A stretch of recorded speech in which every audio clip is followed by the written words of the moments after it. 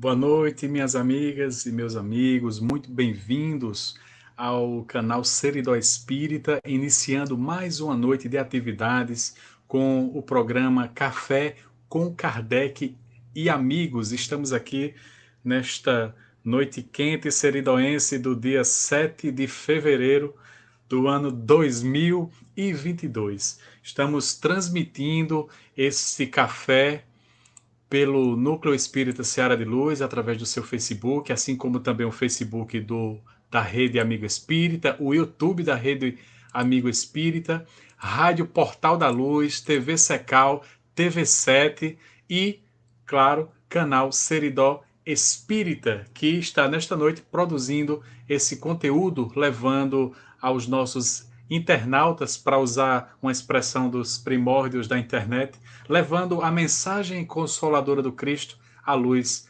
da consoladora doutrina espírita. Aqui nossos amigos estão chegando. Boa noite, Marlúcia. Boa noite, Norma. Os amigos da TV Secal, sejam todos muito bem-vindos.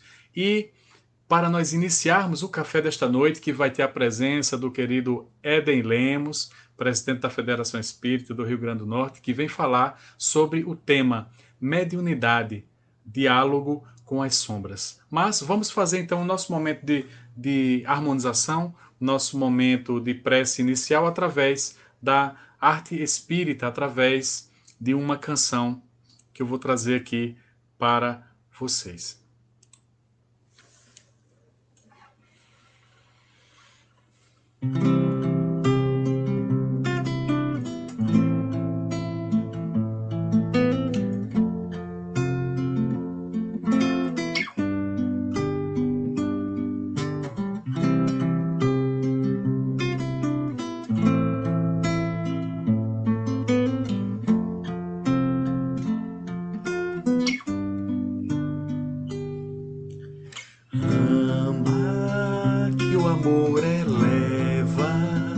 Viverás na terra sem tocar o chão. Ama, afugenta as dores, pensamentos, flores te envolverão.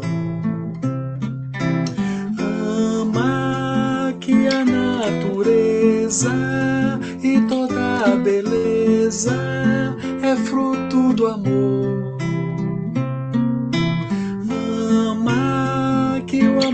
Perdoa e o perdão te doa muito mais amor.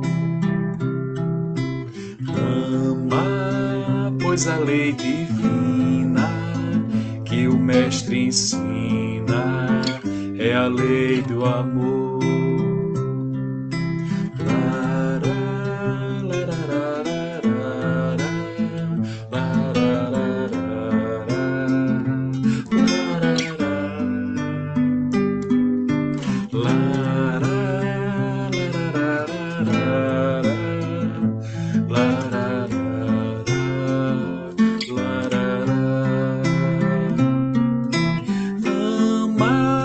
A canção mais bela é a que revela as notas do amor.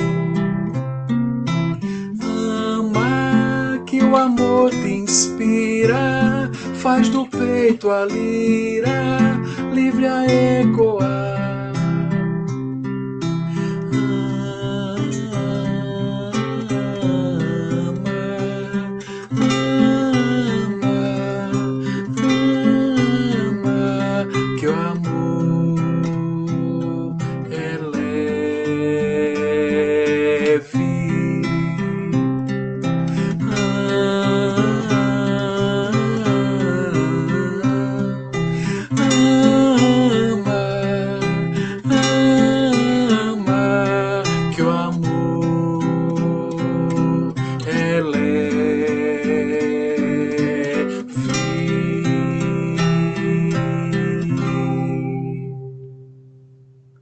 Canção Ama, de Moacir Camargo. E nesse clima de harmonização espiritual, com essa bela arte espírita do querido Moacir Camargo, eu vou trazer aqui à tela, sem mais delongas, nosso querido amigo Éden. Boa noite, Éden. Bem-vindo, meu amigo.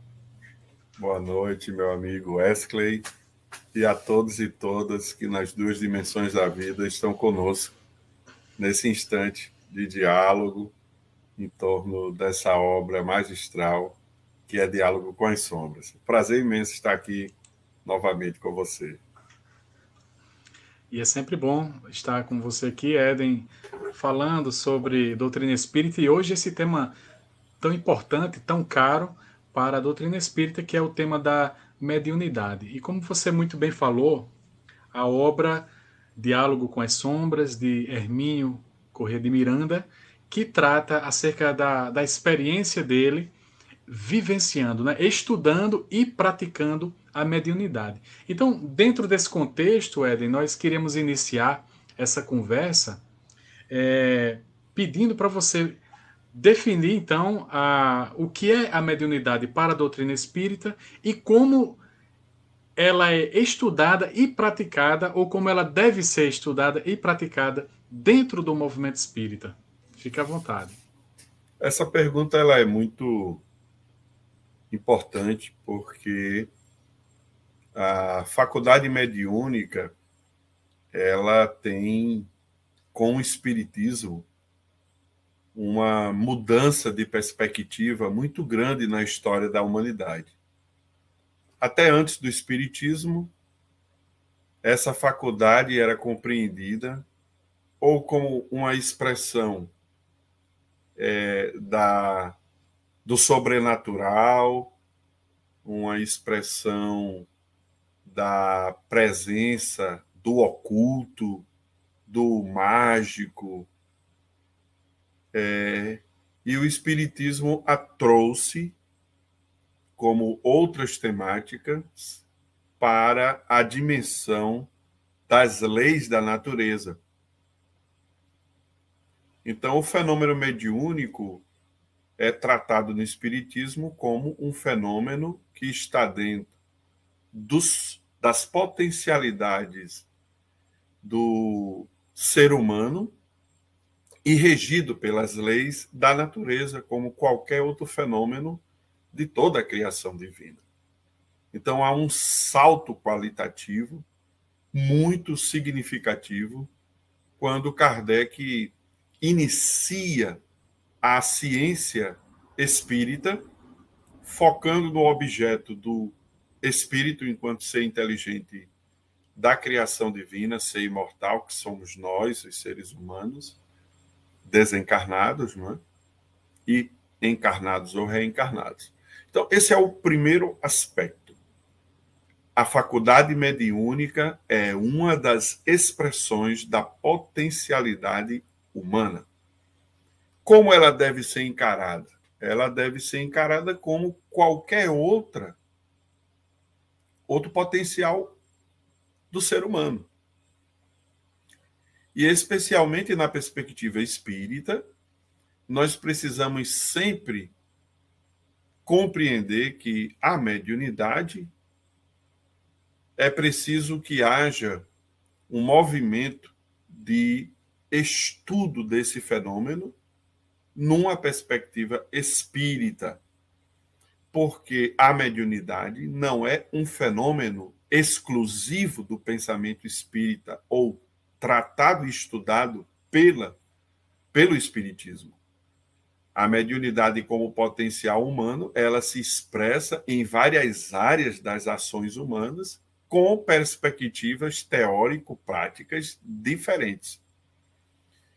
Dito isto, nós precisamos compreender qual é a perspectiva espírita. Ela inicia com essa visão da potencialidade humana, do espírito imortal. Ela tem, portanto, uma visão completamente racional dentro da perspectiva do seu estudo e a necessidade de relacionar o domínio do conhecimento espírita sobre esta faculdade, que envolve a inter-relação entre o mundo corpóreo, o mundo em que nós, reencarnados, estamos, e o mundo incorpóreo, que é o mundo espiritual. Os espíritos encarnados e desencarnados, na visão espírita, eles estão permanentemente em contato. Por mais que o ser humano contemporâneo não conheça e não tenha clareza dessa relação, ela é intensa.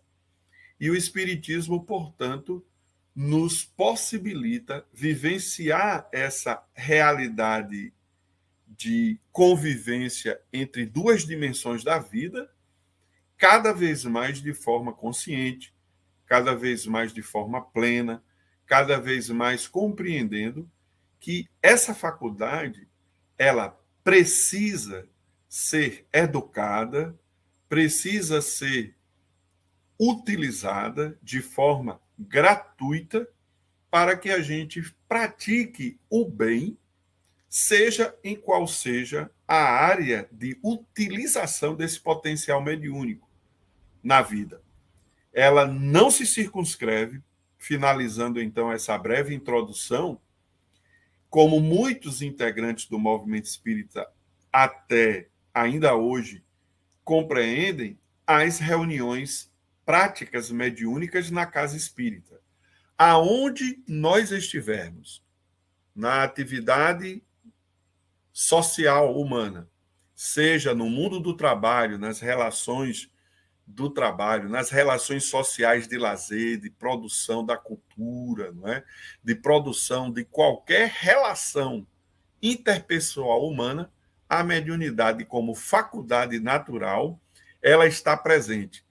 E a gente, portanto, está desenvolvendo essa potencialidade para que ela consiga nos colocar num patamar de maior consciência dessa relação entre os espíritos reencarnados e os espíritos desencarnados. É uma mediunidade do cotidiano, aonde nós estivermos, dentro de uma perspectiva ampla do conceito que Allan Kardec estabelece no Livro dos Médiuns para a mediunidade, todos nós somos médiuns em algum grau, nós estamos atuando como médiuns e interagindo com o mundo espiritual. E, de forma mais restrita, de médiuns ostensivos, que são psicógrafos, videntes, psicofônicos, especificamente direcionado para a prática mediúnica no ambiente do grupo espírita, onde nós estamos atuando e trabalhando. Seria mais ou menos isso o resultado, na minha perspectiva, dessa sua provocação muito importante para início do nosso diálogo. Sobre o diálogo com as sombras, né? Sobre o diálogo, a obra de Hermínio e sobre, obviamente, a mediunidade. Muito bem resumido. Nosso amigo Marcelo Araújo também já foi presidente da casa e trabalhador até hoje também. Está mandando um abraço aqui para Éden, dos amigos que estão nos acompanhando ao vivo. E eu estou aqui com a edição, Éden, estou aqui com uma das edições, né, uma das primeiras do Diálogo com as Sombras. Olha aí, é a mesma que você está... Estou com a nova. Maravilha. E o conteúdo é interessante, é o mesmo, cada um... né? O conteúdo é o mesmo. Essa edição aqui, na verdade, é justamente da casa que eu participo, né, que é o Seara de Luz, da biblioteca. Tem uma ótima biblioteca a casa. E eu estou vendo aqui, Éden, que é uma edição de 1976, né? Foi quando foi lançado realmente o Diálogo com as Sombras. Então vamos aí para 46 anos, né? Já que essa obra foi lançada, e felizmente com muitas edições, porque ela se tornou uma bússola, né, para as equipes estudiosas da obra de Kardec, para esse estudo e essa aplicação. Uma coisa que eu achei interessante nessa edição, e vendo depois as capas das edições mais recentes, é que nessa edição primeira tem o título Diálogo com as Sombras, e que eu acho que Hermínio foi muito feliz em usar já naquela época essa terminologia diálogo, né? E no subtítulo tem assim, Teoria e Prática da Doutrinação. E nas edições mais recentes, que deve ser também a sua, não é? Então foi resumido um pouco o título e ficou Diálogo com as Sombras, Teoria e Prática, não é? Então a gente nota uma certa variação de acordo com o tempo, também no uso das terminologias, e talvez até tenha havido já um desconforto de Hermínio em tratar dessa palavra doutrinação e foi mudando um pouco essas terminologias. Eu queria que você falasse um pouquinho, né, sobre essa atualização da terminologia da Olha doutrinação. só, é muito importante essa sua perspicácia de perceber essa mudança, porque quem está aqui chegando pela primeira vez, nos acompanhando, né, através dos inúmeros canais que estão propiciando a transmissão desse evento da noite de hoje, né, Café com Kardec e amigos. O Espiritismo é uma ciência também, que é um conhecimento, né, tem o tríplice aspecto científico, filosófico e religioso, mas é uma estrutura de pensamento evolutiva. E dentro dessa perspectiva, quando nós lemos e estudamos a obra da codificação, a compreensão que os integrantes do movimento espírita sobre determinados temas que a equipe do Espírito de Verdade tratou com Allan Kardec diretamente, nós vamos criando a nossa maneira de expressar essas ideias. E, em cada momento histórico, os espíritas que constituem o movimento espírita vão construindo palavras para expressar estas ideias estudadas. E uma delas, no que tange à prática da mediunidade dentro da casa espírita, dentro do movimento espírita, especialmente do processo de conversa, de atendimento, né, digamos assim, fraterno, caridoso, que é realizada numa reunião mediúnica, seja ela uma reunião mediúnica de desobsessão ou uma reunião mediúnica de educação da mediunidade, ou mesmo uma reunião mediúnica que já tem uma característica, digamos assim, que de um momento de estudo, um momento de diálogo, né, e de diálogo com os espíritos que são direcionados para aquela reunião mediúnica, houve um tempo, especialmente aí na década de 1970, 1980, 1990, em que o termo que expressava essa ideia desse diálogo, desse atendimento fraterno, de esclarecimento, né, desses espíritos, era usado doutrinação. Só que a palavra doutrinação, ela tem no português várias acepções. E acepções muito fortes. Né? Doutrinação pode ser compreendida como uma atitude em que não há diálogo, em que eu começo a dizer verdades para alguém com o objetivo de convencê-lo do que eu estou certo e ele está errado.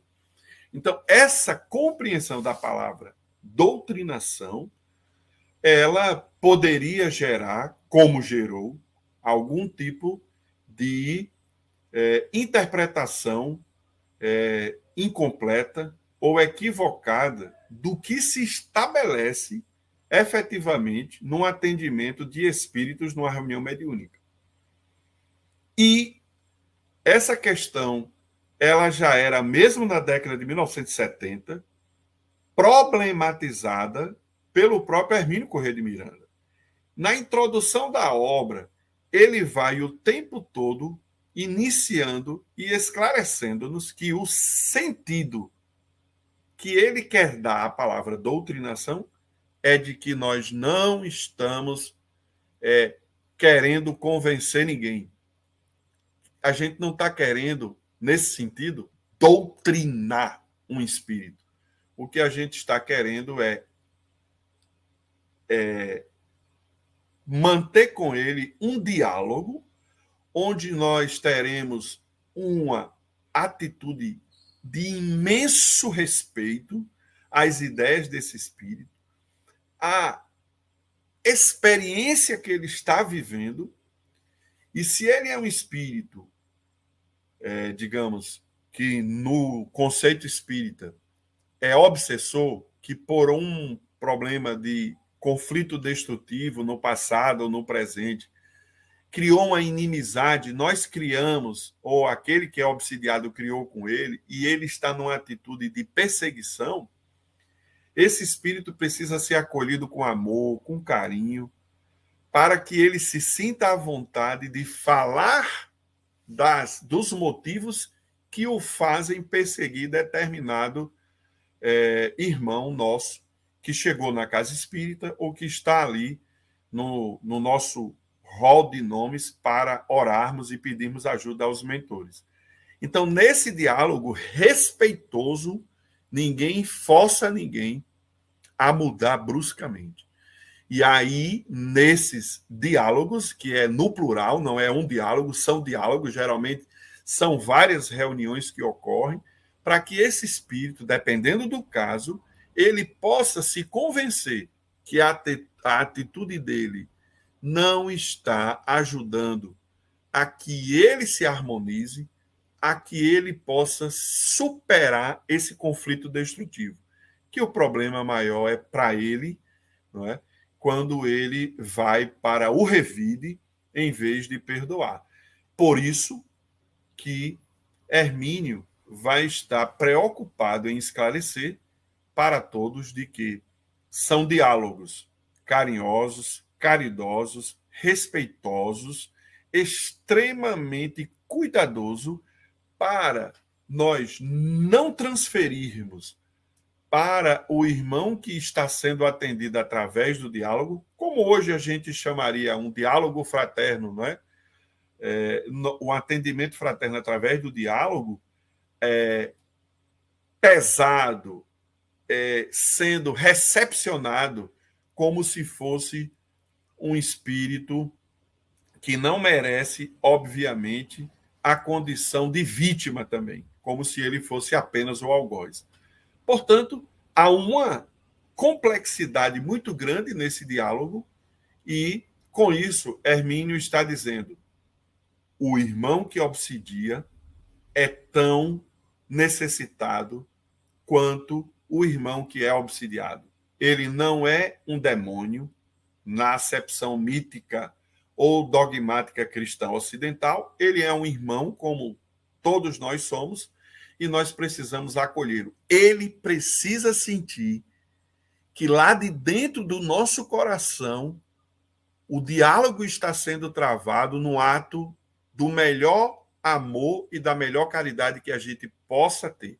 Se eu assumo, portanto, a condição de quem sabe, falando para quem não sabe, e aí eu vou formatar a cabeça desse espírito, nós não estaremos alcançando, portanto, o significado mais profundo da prática mediúnica e do atendimento dos espíritos numa reunião mediúnica espírita. E pasme, meu irmão Wesley e todos que nos acompanham nesse instante, ainda hoje, esse não é um desafio vencido totalmente.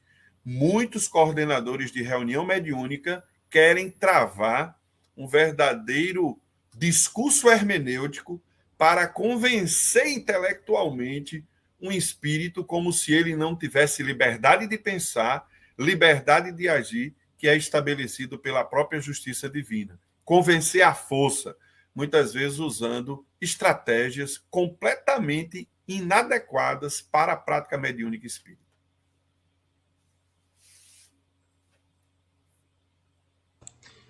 Inclusive, Eden, você me lembrou uma coisa que eu achei muito, muito, muito forte, uma orientação muito interessante no livro, é que no trabalho que Hermínio realizava, e que ele relata no livro Diálogo com as Sombras, ele chegou à conclusão de que era mais interessante estabelecer o diálogo, estabelecer a conversa com o espírito, sentando-se ao lado do médium e não em frente. Eu achei essa sugestão de extrema importância, né? Porque aí, inclusive, ele vai desdobrar no texto que, ao você se sentar de frente com alguém, né, para tentar demovê-lo de alguma ideia, de certa forma, psicologicamente, você está se colocando de frente, como se fosse realmente bater de frente com a pessoa, como se fosse estabelecer uma contenda, não é? Até uma briga, porque as pessoas que vão disputar alguma coisa, né, geralmente ficam de frente uma para outra, como um jogador de xadrez ou um jogador de tênis, né?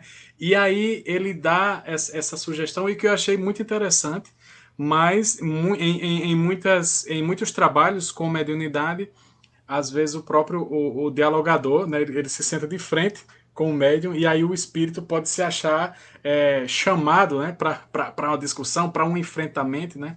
Como é que você vê essa questão? Às vezes um detalhe sutil, né? Uhum.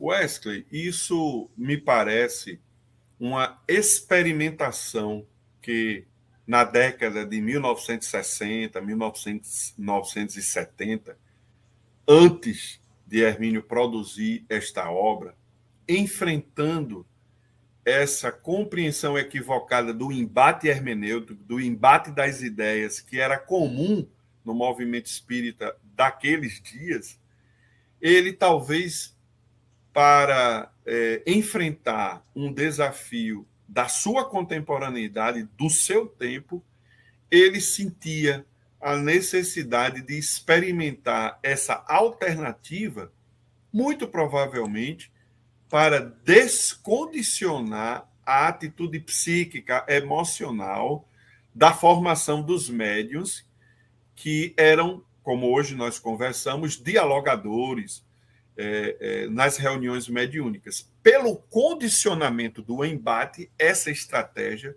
ele utilizou como um facilitador da superação por parte de nós dessa atitude mental e emocional. Então a gente precisa relativizar essa sugestão dele com base numa perspectiva, obviamente, daquele tempo da década de 1960 e 70, onde geralmente o público era eminentemente masculino, com raríssimas exceções, não é? E principalmente os dialogadores, eles eram homens com uma perspectiva psicológica, social, histórica ainda muito presa àqueles elementos do machismo estrutural, da figura do homem ríspido, porque o homem tinha que ser alguém sério, alguém isso e alguém que não poderia expressar sentimentos, não é, de candura, coisa que o Hermínio, quem pegar alguns vídeos de Hermínio na internet, procurem no YouTube, vocês vão ver, ele era um doce. Ele era extremamente extrovertido, carinhosíssimo, sabe? Aquele vovozão que acolhe todo mundo que chega perto dele. Então, ele tinha um perfil revolucionário para um dialogador da sua época. Eu não estou dizendo que todos eram dessa maneira, mas pelo contexto histórico, nós tínhamos esse perfil. Agora, hoje, depois de mais de quase 50 anos depois, não é? É muito tempo, a gente sabe que se a minha atitude interior é de acolhimento e eu posso olhar diretamente para o médium e para o espírito, e esse meu interior é um interior de quem acolhe, de quem recepciona, eu estar de frente facilita isso. Então, eu penso que se Hermínio estivesse hoje escrevendo essa obra e fazendo as suas experiências, ele venceria completamente essa sugestão que, para mim, eu respeito qualquer outra forma de compreender a sugestão dele, era uma questão específica da cultura dos dialogadores daquela época. Porque você sabe que a coisa mais legal que existe hoje é a gente conversar olhando no olho, dialogando, porque a pessoa vai sentir a nossa energia. Agora, se eu não consigo acolher dessa maneira, que eu possa ficar em pé atrás do médium, que eu possa até sentar, isso daí não vem ao caso. A gente só não pode pegar essa sugestão de Hermínio e, de uma maneira extremamente, digamos assim, não racional, transpor essa experiência para os dias atuais como, não, tem que ser assim. eu compreendo que você não coloca a questão nesses termos, mas como nós estamos respondendo para dezenas e dezenas de pessoas que nos acompanham, é óbvio que a gente tem que chamar atenção a esse aspecto.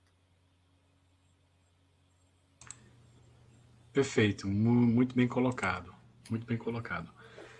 Uma palavra puxa a outra, né, Éden? E aí, quando você estava falando de doutrinação, então você introduziu a ideia do obsessor, a ideia da obsessão. E aí, culturalmente, a gente tem uma coisa muito ligada à dicotomia dos extremos, né? A gente vive isso culturalmente na sociedade, então, nessa dualidade que existe entre obsessor e obsidiado, as pessoas estabelecem muitas vezes a ideia do algoz e da vítima, do perseguido e do perseguidor, né? E aí, qual será realmente o cerne das obsessões, Éden? Essa é uma outra das grandes contribuições que o Espiritismo traz para a humanidade compreender melhor a relação do mundo físico, corpóreo, com o mundo espiritual, incorpóreo. A teologia cristã ocidental, ela construiu uma forma de compreensão dessa relação do mundo espiritual com o mundo físico extremamente complicadora da nossa vida em torno desse fenômeno natural, que foi demonizar a presença dos espíritos, haja vista que nós tínhamos dois tipos de comunicações mediúnicas aceitas pela teologia cristã ocidental. Ou era um santo, um emissário de Deus, ou era o demônio perturbando o ser humano. Nós, de certa maneira, com grande probabilidade de estar correta essa nossa afirmação, a maioria esmagadora de nós devemos ser espíritas pela primeira vez na atual reencarnação. Tá? Com raríssimas exceções na minha forma de compreender. E aí o que é que acontece? Nós temos 99% de tradição mitomágica, ou mesmo somada à tradição de compreensão teológica, dogmática cristã, onde a presença do obsessor é sempre visto como a representação do demônio ou de um espírito mau, naquele sentido bem negativo do termo. E aí o Espiritismo vem e diz, é um irmão como qualquer outro. Dentro de um processo obsessivo, não existe nem a vítima totalmente, nem o algoz totalmente. O que existe é uma relação de conflito mal resolvida, que o amor ainda não a venceu e que precisa vencer. Começando pela compreensão do quanto destrutivo é essa experiência de quem persegue e de quem é perseguido, para avançar para o perdão racional, e alcançar depois o perdão do amor, que é quando eu uso da indulgência. Porque num conflito destrutivo, como diz a sabedoria popular, dois não brigam quando dois não querem. Basta um não querer que a confusão não se instala. E Hermínio, no seu estudo, e Allan Kardec já tinha colocado isso na obra da codificação espírita, o fenômeno da obsessão, ele é um fenômeno que não envolve só dois espíritos, envolve toda uma dinâmica de espíritos que estavam envolvidos naquela reencarnação onde o conflito destrutivo foi estabelecido. Então, não é uma peleja de um com o outro, nem tampouco de dois espíritos só. Se eu compreendo dessa maneira, portanto, a gente tem que esclarecer os dois. Por isso que o conhecimento espírita é importante. Porque ele chega para o obsidiado, que ao adentrar a casa espírita, querendo afastar o obsessor dele de toda forma, ele vai ser esclarecido que a obsessão só é realizada porque ele permite. Então, ele tem a responsabilidade dele, porque o fenômeno da obsessão é um fenômeno oriundo da sintonia das duas mentes no campo de ideias e no campo também das emoções. E muitas vezes do conflito destrutivo. Então, o obsidiado, ele tem que entender que hoje ele é um perseguido, mas que ele provocou também esse conflito destrutivo. E ele precisa modificar-se para poder efetivamente demonstrar para aquele espírito que está preso àquela experiência passada e não nos vê hoje com facilidade como nós somos hoje, mas o que nós representamos para ele naquele passado, e ele se convença de que a gente está se modificando. E ele também tem que ser convencido que esse conflito é destrutivo para ele. Quanto mais ele buscar ser o algoz, o perseguidor, mais ele vai ficar aprisionado ao seu perseguido e mais desarmonizado ele vai ser.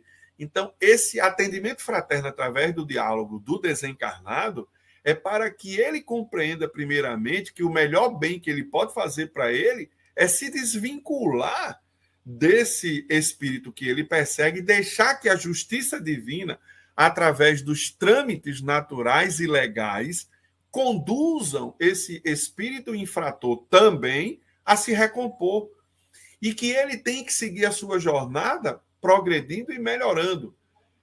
Porque é esse o caminho que a lei divina natural estabelece para nós. Inclusive o conceito, né, belíssimo de caridade na concepção espírita do pensamento de Jesus, que está lá na questão 886. Praticar a indulgência, a benevolência, não é?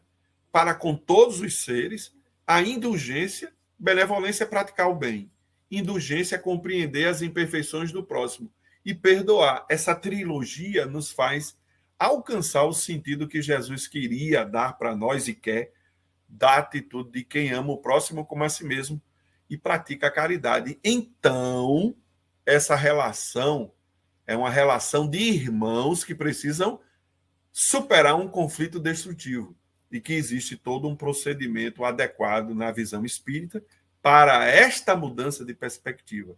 Então, a gente sai completamente do modelo eu vou forçar você a se desvincular desse irmão que você persegue. Ninguém no universo consegue fazer isso se o obsessor não se convencer ou se o obsidiado se convencer a quebrar a sintonia.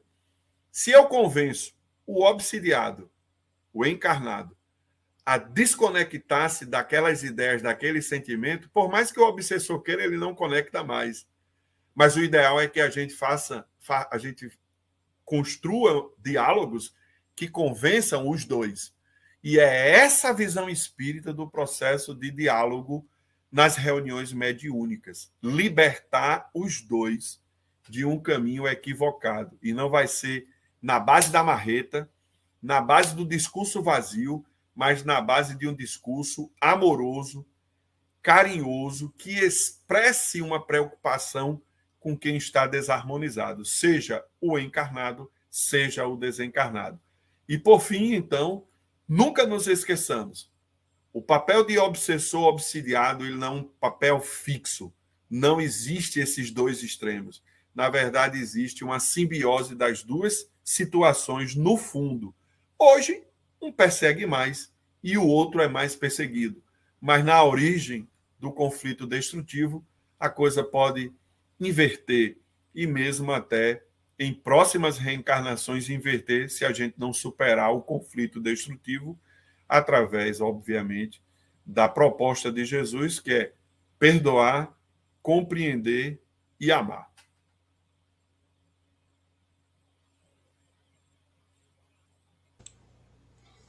Muito bem. Temos mais duas questões aqui. Quem se interessar, quem desejar fazer alguma pergunta, eu estou vendo aqui que tem um comentário para a Eden fazer uma fala no final, mas quem desejar pode, ainda temos alguns minutinhos aqui. Mas, Eden, aprofundando um pouco mais no diálogo em si, né, o diálogo que é estabelecido na mesa mediúnica entre o dialogador, o antigo doutrinador, vamos dizer assim, de acordo com a acepção de cada época. É, eu lembro que no livro o Hermínio fala que realmente são necessárias, geralmente, várias sessões com o diálogo para que se estabeleça uma conexão, uma argumentação, um diálogo mesmo, em que se saiba os motivos, né, de determinado processo obsessivo. E aí você até citou isso, que geralmente são necessárias algumas sessões. E aí eu lembro que o Hermínio fala, veja só, às vezes o espírito está há décadas numa ideia fixa, né? Com raiva de alguém, por exemplo, ele está há décadas. E aí então ele vai chegar ali, ele vai colocar para fora, vai desabafar. A gente, nesse momento inicial, nesse primeiro encontro, vai deixar ele desabafar, porque se ele está há décadas com aquela ideia fixa, a gente não ache que com alguma palavra de efeito, né, alguma frase de efeito, vai mudar a opinião ou ajudá-lo a se entender e a mudar de opinião. E aí, outra coisa que ele diz assim, o Hermínio, é assim, quando você vai realizar o trabalho, você espere que venha alguém com um problema. Né? É como o médico que está esperando alguém para atender. Né? Então, o médico não vai esperar que cheguem os pacientes, todo mundo se sentindo bem, não. O médico está ali preparado para atender pessoas que estejam com problemas. Né? E aí, o mesmo processo na reunião mediúnica. Então, eu queria que você falasse um pouco, realmente, desse processo, né, que é um processo de paciência, um processo de saber ouvir. Né? Isso é tão caro hoje em dia, não é? A ideia de saber ouvir o outro para tentar entendê-lo. Né? Exatamente. E muitas vezes, pela característica do grupo, da equipe mediúnica, porque esse trabalho, apesar do dialogador, ele está ali geralmente conduzindo o atendimento fraterno através desse diálogo, ele é assessorado por vários integrantes da equipe, médiums ostensivos ou não, e a equipe espiritual, que é a verdadeira equipe que dirige o trabalho e conduz o trabalho. Isso não tem uma regra geral, por quê?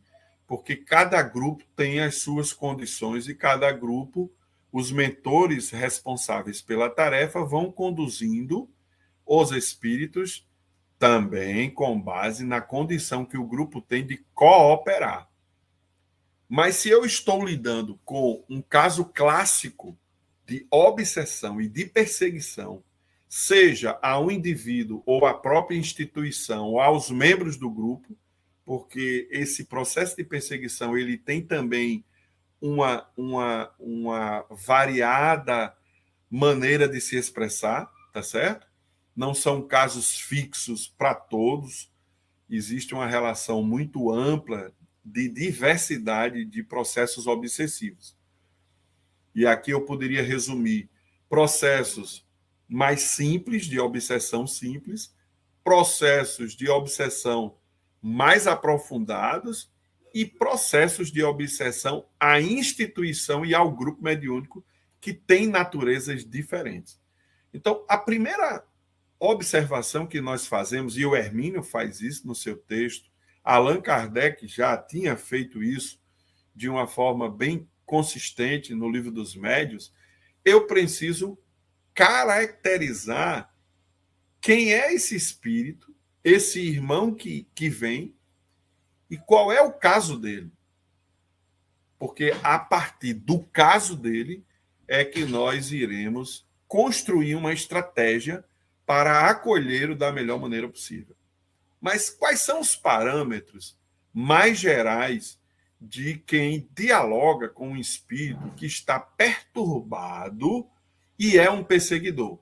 Porque muitas vezes existem espíritos perturbados que não são obsessores claros, eles são aqueles que nós chamamos espíritos em estados de sofrimento com ele próprio. Ele não persegue ninguém, muitas vezes ele é perseguido no mundo espiritual, muitas vezes ele está num estado de desequilíbrio muito aprofundado, e aí a gente tem que primeiro saber qual é a realidade desse espírito que se comunica. Para que eu consiga isso, o Wesley e todos que nos acompanham, o primeiro passo é deixar que o Espírito se apresente, deixar que o Espírito fale um pouco do que ele está vivenciando no mundo espiritual, dizer o que é que ele procura, não é, naquele momento. Muito cuidado com revelações bruscas, porque dependendo do caso, o Espírito nem tem consciência que desencarnou. Cuidado, nem todo mundo é espírita que desencarnou, e a gente sabe, principalmente com a pandemia, que até os espíritas se perturbaram com a possibilidade da desencarnação em massa. Então, a gente viu que a temática da morte tem que ser com muita calma trabalhada, porque isso pode gerar trauma no espírito que não está preparado por isso, mesmo que ele tenha sido espírita na última reencarnação. A gente tem que saber até onde ele está equilibrado. Então, eu preciso saber qual é a situação desse espírito, então eu tenho que deixar ele falar. Mas, acima de tudo, desde o primeiro momento, eu tenho que exteriorizar de dentro de mim um sentimento mais puro e carinhoso que eu possa ter naquele momento, para que a minha fala, para que as energias que brotam da minha atenção em relação para ele seja de um verdadeiro carinho e acolhimento. É como se a gente fosse uma mãe e um pai recebendo um filho num momento difícil. Como é que a gente faz isso? Recepcionando, cuidando e criando uma conexão emocional, numa perspectiva cristã, que eu sempre digo, cristã racional, porque eu envolvo a emoção, mas eu mantenho um certo distanciamento para eu poder usar a minha capacidade de raciocinar e compreender a realidade do espírito. A partir daí, eu vou, então, construindo um diálogo. Então, se o espírito está desesperado porque eu percebi que ele desencarnou e não sabe, aí eu vou ter uma forma de dialogar com ele. Não é? Provavelmente eu vou dizer, meu irmão, seja bem-vindo, nós estamos percebendo que você está num momento, não é, em que está querendo saber qual é a sua situação atual, você está numa casa que, em nome de Jesus, recepciona todos aqueles que Jesus traz, então se sinta bem, aqui nós temos uma equipe que está cuidando de você. É uma coisa. Aí chega um espírito perseguidor, daquele altamente inteligente, altamente irritado, né? Aí eu já tenho que ter uma outra abordagem. Meu irmão, você está num lugar onde todos lhe respeitam, você não precisa agir assim, falar dessa maneira, ficar como você está agitado, aqui você está entre irmãos que lhe compreendem. Por que é que você está assim? Aqui nós estamos para atendê-lo em nome de Jesus, o Jesus verdadeiro, o Jesus que nos ensinou a amar e acolher, como na parábola do bom samaritano. Todos estamos aqui para... Fale um pouco do que você está, sentindo. Aí vem um espírito altamente inteligente que vem com o objetivo, muitas vezes, de intimidar, de criar medo. Aí a gente já está diante de um espírito obsessor do grupo, muito consciente, que sabe que está desencarnado e sabe qual é o objetivo.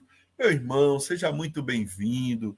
Em nome de Jesus, de Nazaré, nós o recebemos, do nosso querido irmão maior, o guia e modelo da humanidade. Nós sabemos que o irmão tem objetivos específicos, mas nós estamos aqui para também, se Jesus o trouxe na noite de hoje, para que a gente possa conversar um pouco e entender por que você ainda está nessa atitude. Viu como muda? Cada caso é um caso, mas pode chegar um espírito tão perturbado que ele nem consiga falar através do médico psicofônico. E aí eu vou ter que envolvê-lo numa prece, em vibrações de incentivo. Entende? Cada caso é um caso, mas o que é que nunca deve mudar? Eu primeiro tenho que gerar um processo de vínculo de quem busca dar energia de amor, de carinho, de acolhimento, como se fosse uma mãe ou um pai quando recebe um filho em dificuldade. Depois, se ele puder falar, deixa que ele fale, para que ele possa apresentar um pouco do que ele está fazendo e se sentindo naquele momento. E, a partir daí, usar toda a estratégia para que ele sinta que ele veio ali para ser acolhido, para ser ajudado no que ele precisar, tá certo? Para que ele consiga se harmonizar e se melhorar. Então, o diálogo é importante, mas a atitude inicial tem que ser de acolhimento do bom samaritano. Pronto. A ideia é essa. Na hora que chega o espírito, eu tenho que ser o bom samaritano. Tá? Eu não quero saber de onde ele vem, para onde ele vai, o que é. Eu não quero saber se é mulher, se é homem. Eu não quero saber se é obsessor, se está perdido. Eu quero saber que é alguém que está caído no caminho. Pronto. Essa é a atitude de quem recepciona um espírito numa reunião mediúnica. Aliás, qualquer convivência, né, a gente tem que ser assim. Aí depois eu vou para o diálogo e dou a oportunidade que o espírito fale para eu saber um pouco o que é ele. Enquanto isso, os mentores espirituais estão ajudando o dialogador com novas informações que, pela intuição, a mediunidade intuitiva, ele vai, obviamente, ampliando e aí as coisas vão se encaminhando. O trabalho da gente, que é a equipe corpórea dos reencarnados, com a equipe incorpórea desencarnada, que vai, portanto, muitas vezes concluir o atendimento no mundo espiritual. A gente só faz a recepção, a gente só faz o primeiro acolhimento e eles conduzem. Aí eles vão decidir se o processo continua totalmente no mundo espiritual ou, dependendo do caso, se volta para futuros diálogos. Maravilha, Éden. Muito esclarecedor. Muitas informações Agora, um ponto preciosas. importante, viu, Wesley, que me ocorreu Sim, agora, é o seguinte: a gente tem que entender que o livro Diálogo com as Sombras é de um grupo altamente experiente, uma pesquisa que Hermínio Corrêa de Miranda fez num grupo com característica bem definida de desobsessão, que não é o caso da maioria dos grupos, que mesmo pensando que é um grupo de desobsessão, ainda é um grupo de aprendizes, a um dia chegar efetivamente a que os mentores façam um trabalho mais direcionado de desobsessão. O que a gente acha, e muitas vezes tem convicção, não é muitas vezes o que acontece, tá certo? De fato, na reunião mediúnica. perfeito. Vamos nos encaminhando aqui para encerrar, né? Dulcimar também chegou por aqui, manda um abraço para Éden. Dulcimar Oliveira, querida amiga. Marcílio chegou a comentar aqui sobre o espírito que não sabe que está desencarnado, o Éden já comentou. E para encerrar, Éden, nós temos aqui, gostaríamos aqui de uma mensagem, né, de acolhimento, de consolação. Teve uma participação aqui do Adolfo Alberti. Ele diz assim: Eu sempre tive fé em Deus.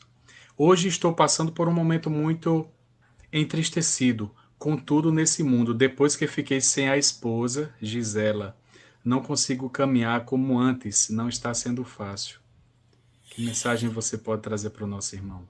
Irmão Adolfo, eu posso lhe dizer que esse momento que você está vivendo, ele é extremamente desafiador, principalmente quando o casal que constituía uma família eram espíritos afins, que têm uma sintonia muito grande e que criam um fluxo de energias emocionais, físicas, sentimentais, de retroalimentação da dupla para os objetivos da família, seja no âmbito que for a família de cada um. Então, é esperado que no momento em que, se você tivesse ido, ela talvez sentisse ela com certeza sentiria a falta. E você está vivendo a experiência de quem vai continuar aqui na tarefa de permanecer na dimensão física corpórea. A primeira coisa que você vai encontrar no Espiritismo é a sua esposa continuará a conviver com você no mundo espiritual. Ela terá um momento de adaptação à nova realidade, mas assim que ela estiver em condições de poder ajudá-la e continuar a estar com você para conduzir as suas tarefas ainda junto à família e à sociedade humana, onde você atua, na dimensão que você atua, você vai ter essa ajuda com certeza. Outra coisa, o fato da gente estar ainda no corpo físico e o ente querido está no mundo espiritual, a convivência durante o sono, ela vai também se reestabelecendo ao longo do tempo. Então, a gente se desdobra do corpo e tem condição de conviver.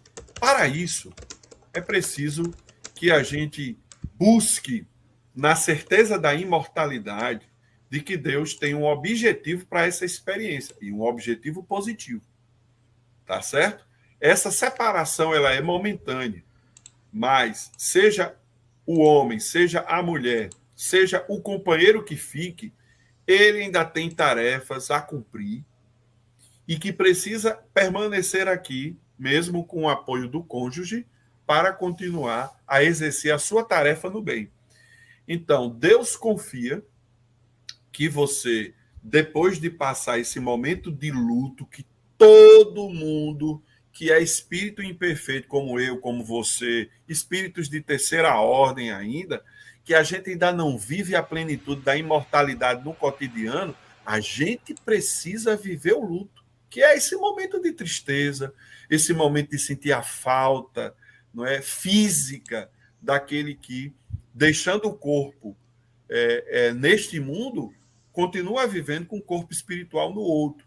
E aí o tempo vai passando, e esse luto vai dando a condição da gente poder dar continuidade às nossas tarefas no mundo físico. Observe a sua família.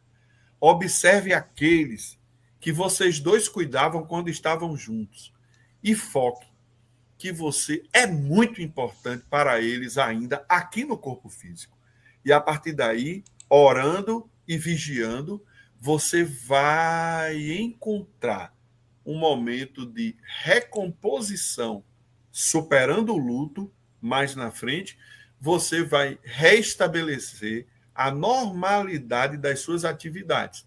Óbvio, se essa tristeza se aprofundar ao nível que o imobilize de fato a continuar emocionalmente falando, aí chegou a hora de você ir a um centro espírita para poder ser atendido no diálogo fraterno, tá certo? Que é muito importante, dependendo da sua cidade, veja aí a referência, né, que a gente tem aqui com Seara de Luz e outras instituições que existem pelo nosso Rio Grande do Norte, e você tranquilamente vai poder sentar e aprofundar o conhecimento espírita para você lidar com isso. Mas se mesmo assim você sentir dificuldade, então muitas vezes chegou a hora de você poder sentar com um terapeuta, e o terapeuta, um psicólogo, vai lhe ajudar a compreender tudo esse tipo de emoção que você está vivendo, e vai ser uma ajuda muito importante para que você se recomponha emocionalmente e dê continuidade à sua existência. E se o terapeuta, o psicólogo, perceber que você precisa de apoio para que o seu corpo se recomponha com algumas substâncias, ele vai indicar um psiquiatra também. Então, nós temos o atendimento fraterno através do diálogo numa casa espírita.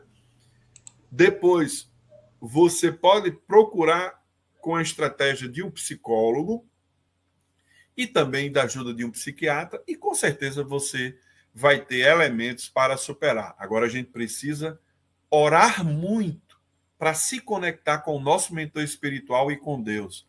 Eu não sei se você é espírita, mas se você não for, ore e peça ajuda dentro da sua crença religiosa para que você receba essa energia e siga adiante, que você vai vencer, que você vai se recompor e no futuro, quando Deus o convocar para voltar à vida verdadeira e você também desencarnar, chegar a falecer, o reencontro vai ser num nível de felicidade muito grande, porque você vai ter cumprido a sua tarefa com o apoio da sua esposa, mesmo desencarnada, e vai chegar com a consciência tranquila no mundo espiritual.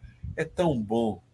Como disse meu pai um dia, depois que ele desencarnou, ele não era espírita, ele era católico, apostólico romano, e numa reunião mediúnica ele disse, depois de 5 anos da sua desencarnação, meu filho, como é lindo o poema da imortalidade.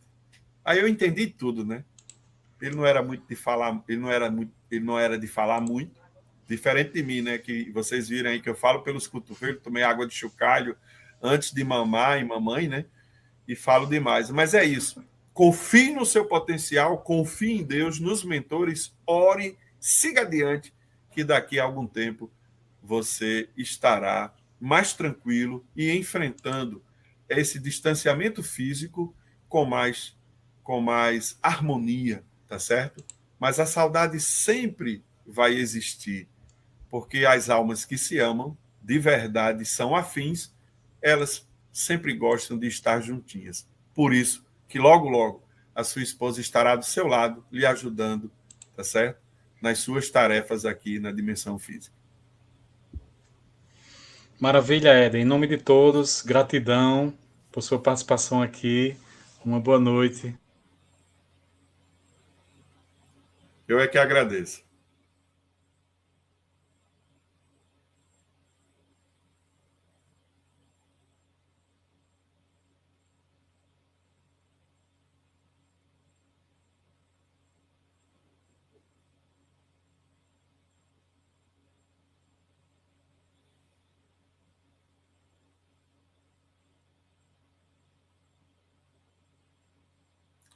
Provavelmente o nosso irmão Wesley teve alguma dificuldade na internet dele, mas logo, logo ele deve estar voltando aqui para nós concluirmos, né, esse momento aqui com ele, tá certo?